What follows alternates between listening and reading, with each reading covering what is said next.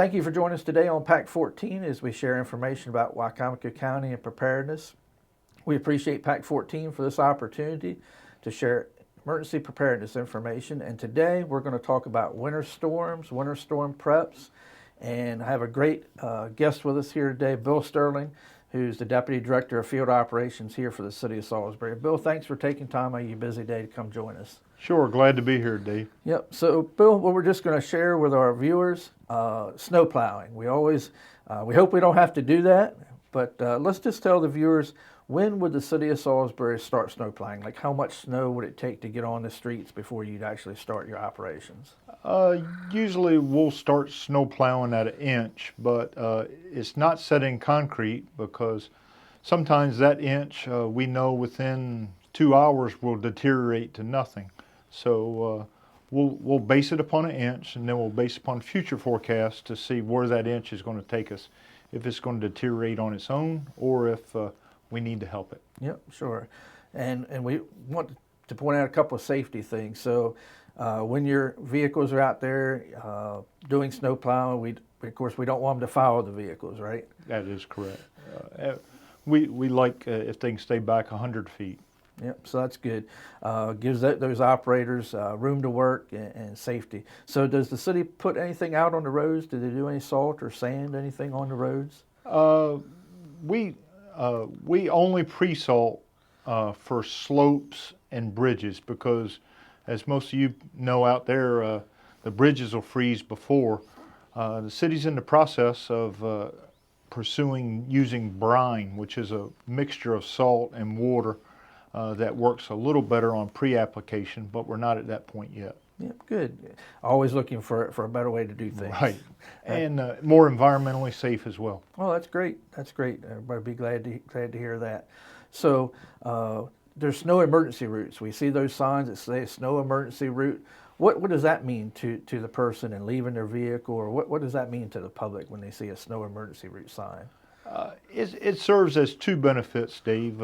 One, it allows free will for our snow plows to access what we consider major collector and arterial streets, which are our major thoroughfares. Another benefit to the citizens is if you can get your vehicle off the street, what we hate to have is after a snowstorm, you walk out to your car and 2 feet of snow has you blocked in. So it benefits both the citizen and the city for clearing the snow. Yeah, that's a good thing. I hadn't really thought about that until you brought that up. So that is good. Yeah. So that's a good piece of advice. Get that vehicle off the road so you're not blocked in when the snowplow comes by. So that is great advice.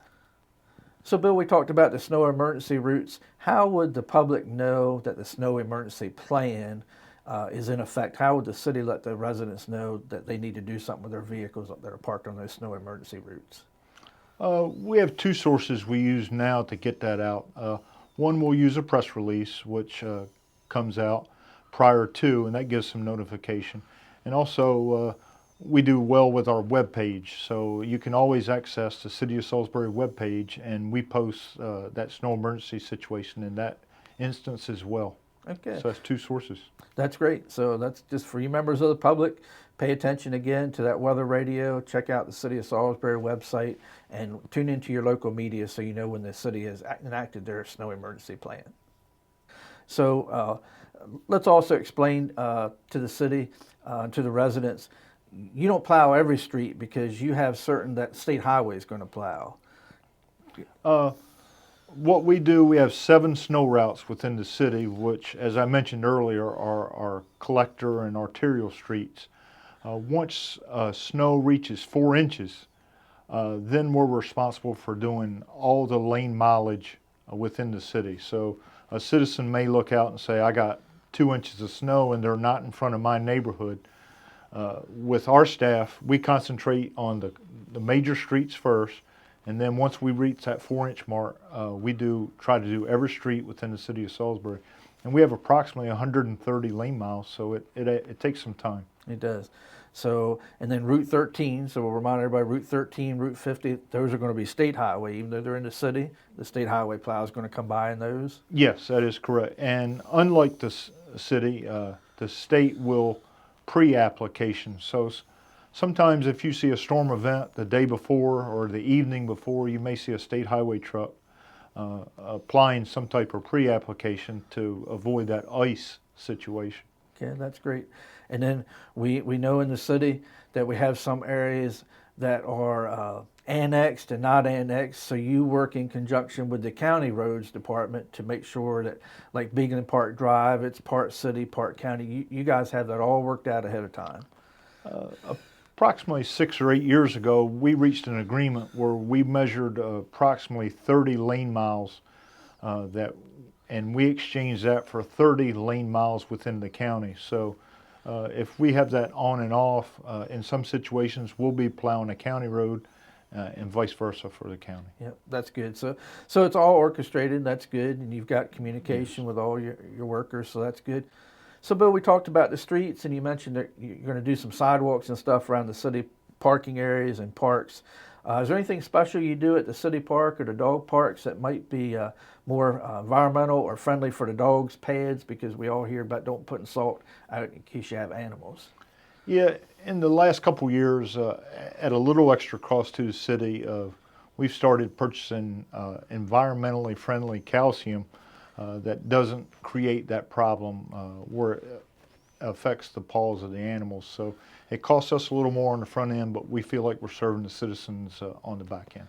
Well, that's good. So that's good for all you dog lovers who still go out when it's cold and your dog's got to go for that walk in the great city of Salisbury's dog walk and park area, the city zoo area. So again, don't be afraid to do that. The city is taking the responsibility to do that. So Bill, thank you, and thank the city leaders for thinking of that and doing that. So that again lets you pet owners know that they have a friendly product out, and you can certainly have enjoyment even though the weather has become winter and frozen products, but the product they're using is very safe. Let's talk a little bit about sidewalks. You don't do any sidewalks, so what's the citizen need to do for their sidewalks? Yeah, the sidewalks that the city manage at post-snowstorm or snow event is we'll do all city parking lots, the city will, and city-owned properties. However, we do not do private residents. So as a courtesy to pedestrians, we have an ordinance that the private citizens are responsible within 24 hours to make their sidewalk passable. That's good. But great information here, Bill. Is there anything else that maybe we should tell the people about your snow removal process that you'd like to share with them today? Snow removal for us, with experience, works out fine.